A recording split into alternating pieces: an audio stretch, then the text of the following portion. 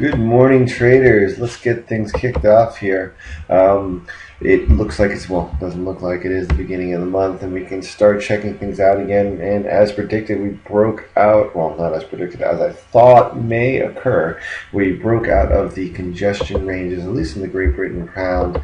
Aussie's trying to break lower, and the Euro USD is breaking lower. It was some serious congestion into the beginning of the week. Let's jump into the 1 hour chart, where you could have definitely been chopped up quite a bit, at least in the Aussie USD. In the pound, you would have, in the Euro here, you would have had a few, actually it looks like a few 50 pip break-even trades, but now you can see we've broken below the resistance at 130.20, and we're definitely going to watch this 1 hour close here at the 130 level, see if we have some momo here for a continued move lower into the end of the week.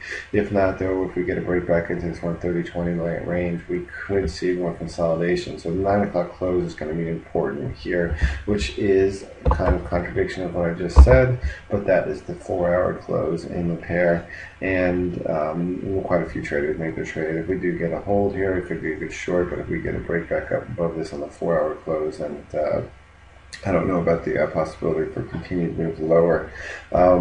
Let's take a look at the Aussie. Same thing, it's just testing the bottom of its current range here around 101.83. We're going to need a little bit more on that pair to get things going.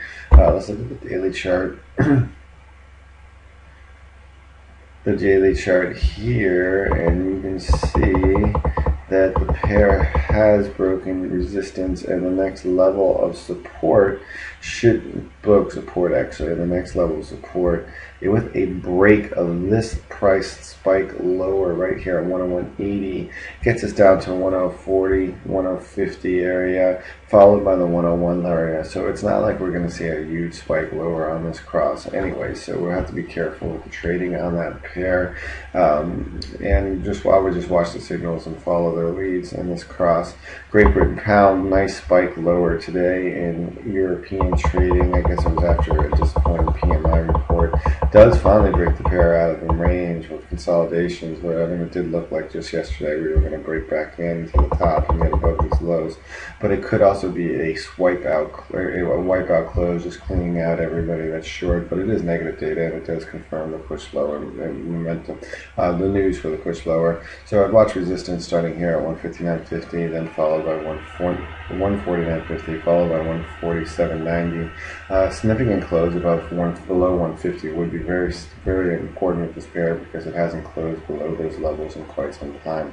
The great Euro USD, let's just go back to that and look at the 1 hour chart, the 1 day chart, and you can see that the cross is challenging the significant support level right here, right now at what's that low there, around 130. So we're about, well, we're there, 2 pips below. Get a break of that, we could move down to 128. 128.75 would be our next target level. So this is an important level for the start. We have ISM at 10, so we'll have to watch that and see what kind of impact that has on the pair. Let's jump down and look at the cow trades and how they're working out. I think the Euro USD had the short at 10 a.m. yesterday at 130.74. Obviously that pair is need to break even now after the first section of it was closed, basically minus 3 pips. So it's close to the spike lower. It's moved to break even, looking for a run a little bit lower to get to 100 pips. The Aussie USD trade from shorts at 121.87. It looks like 121.87. Let's see there. 108 close. 102.19, and it looks like no, the pair is definitely still in play, and it looks like the first half of it's been closed out minus 10 or 12 pips. Great Britain pound, looks like everything got closed out again, and signaling the short right here, right now. I am definitely not jumping into that short right this second, but normally if you jump into these ones that seem like the most illogical, they turn out to be the best. But I'd like to see a pullback of this initial move, probably up towards the 151 area. That would be an opportunity to go short, and that would actually indicate a break of that trade. So we'll have to see. I'll update all the cow trading on on the blog today for the results for the week. I remember, but I do the pure results when I do results, just basically indicating that I took every trade rather than picking and choosing. So I'm pretty sure there'll be some negative numbers this week, and that was almost predictable, as I said, heading into the end of the month after such large moves and uncertainty in USD and the euro. And in the Eurozone, the CAD continues to move higher. I don't really trade this pair, but you can see that the move up next level resistance is 103.62.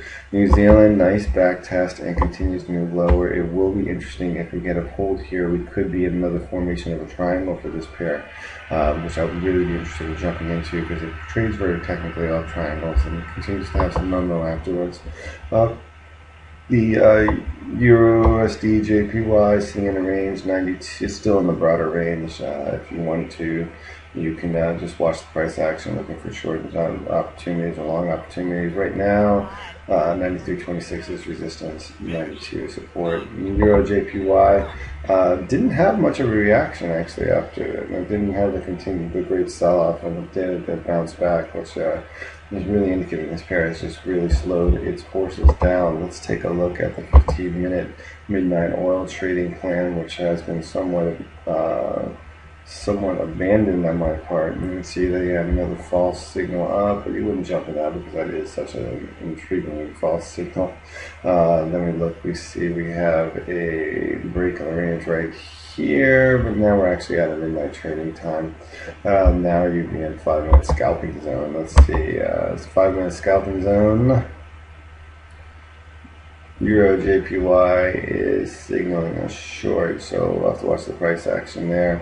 If this turns negative again, it could be a chance to go short below this 120.70. The Euro USD, look, it's trying to get back up. On the 5-minute chart, we can see that the Euro USD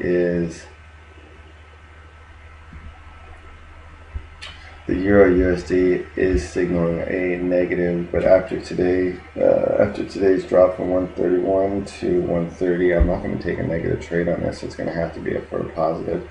It might not even be any worth scalping today actually, because you're probably just going to get some bouncing around. And the Aussie, which I'll work out all the scalping numbers also for the week today. I'll probably start doing it right now actually.